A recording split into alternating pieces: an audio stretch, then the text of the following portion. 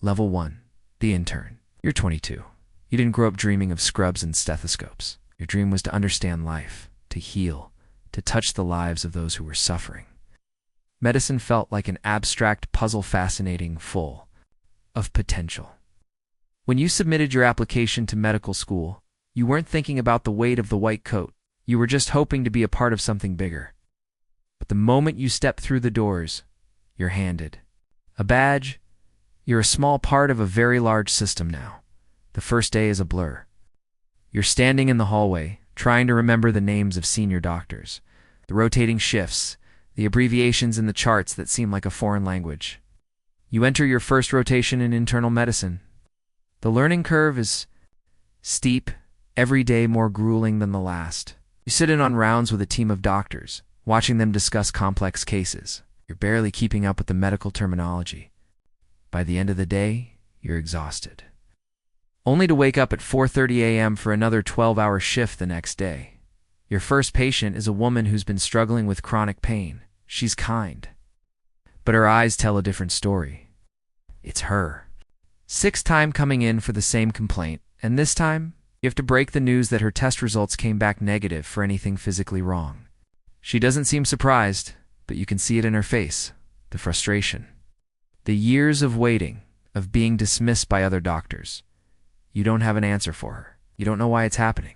You want to fix it, to give her relief, but instead you offer the only thing you can: more tests, more waiting. You feel the weight of the position, the authority that's been given to you, and for the first time, you question whether you have the ability to make a difference. Still, you continue. The endless rotations, the long hours, the low pay, all of it becomes a blur. You fight through it because this is your dream. It's what you signed up for. By the end of your internship, you get your white coat, stiff, a symbol of achievement. But it doesn't feel like victory. Challenges ahead seem endless. The next step is an ER rotation. You ship out Monday. Level 2, the resident. You're 26. Your first real taste of responsibility comes in the form of the emergency room. Car accident. Multiple patients, all with varying levels of trauma. You're thrown into the deep end, and the adrenaline is both thrilling and terrifying. The surgeons in our team are shouting orders, performing CPR, trying to stabilize the patients. The entire room feels like it's vibrating with energy, urgency in every breath. You're supposed to be helping, but right now, you don't know. If you're doing anything at all, you're coordinating. Holding for bags, prepping for x-rays, but it feels like you're just one more cog in a machine. You don't have the time to think, to feel. Every moment is action, and yet you know it's never enough. One of the patients, a young girl, doesn't survive. You aren't sure when you stop pressing on her chest, when the monitor flatlines. When the room falls silent, her parents aren't allowed in, not yet. They'll never know how hard you tried. You walk out of the room, trying to avoid their gaze. Your heart is heavy, but it's just another part of the job. It has to be. It's the only way you can keep going. The next few months bring a steady stream of trauma cases, heart attacks, strokes, gunshot wounds. You learn quickly. The chaos of the ER is less about saving lives and more about managing time, prioritizing who gets care first. You stop counting patients after the 10th. You stop asking questions after the 12th. By the end of your second year, you've seen so many cases that you don't even flinch when a patient is wheeled in covered in blood. You've stopped feeling the emotional toll. You're efficient now. The real test comes during a routine appendectomy. You're the one performing it. You've done this before, under supervision, but this time, you're on your own. You know the stakes: one wrong move, and the patient's life could be in your hands. You breathe deeply and perform the surgery with precision. When you finish, the patient wakes up, and it's a success. No complications. For the first time, you feel like you're truly capable. But efficiency, as it turns out, gets noticed.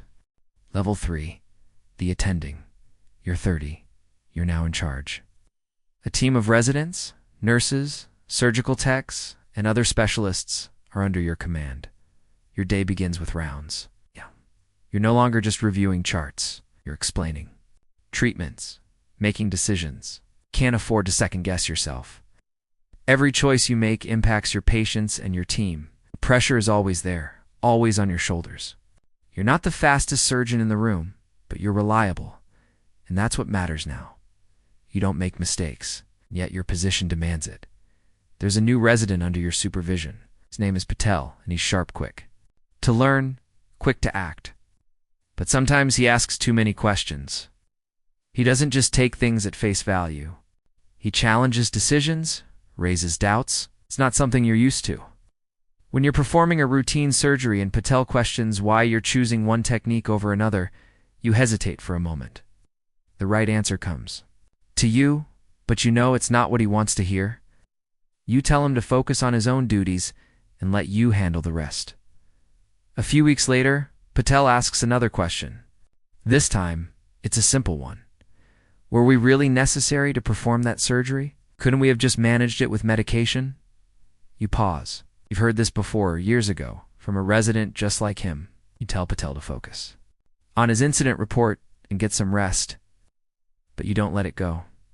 You start to pay closer attention to him. You don't want him to lose his edge, but you can't let him compromise your team's efficiency. Level 4, the lead surgeon.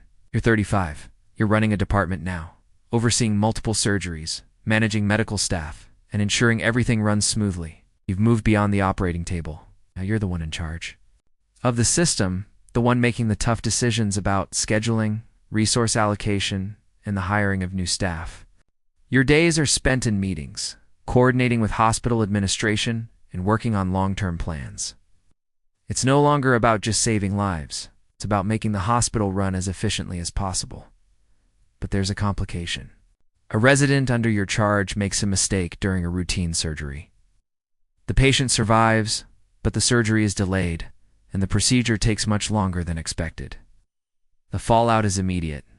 Your superior pulls you aside and says, "This isn't like the old days where we could afford mistakes. The board is watching. You're furious, but bite your tongue. You don't let it show. Instead, you handle the situation the best way. You know how? You counsel the resident, make sure they get the necessary retraining, and move on. But you're not blind to the fact that mistakes are no longer. It's just about the patient there. It's about the hospital's reputation. Your leadership is tested more than ever when a massive budget cut forces the hospital to reduce services. You push for less invasive treatments, more outpatient procedures, and focus on preventative care.